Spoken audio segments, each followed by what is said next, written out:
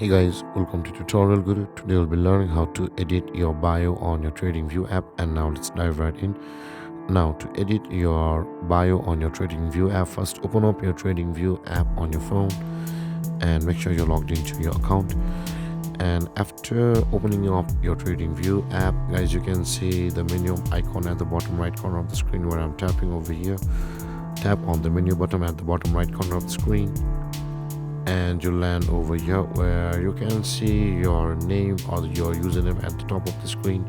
Tap on your username at the top of the screen and you can see, guys, again you can see the pen icon at the top right corner of the screen. Tap on the pen icon at the top right corner of the screen and you can see, guys, where it says edit profile, and you can edit your username. You can add your YouTube channel, Twitter name, use your YouTube username, and after doing all that, you can also edit your photo and put something on it, either from your photos or from camera directly.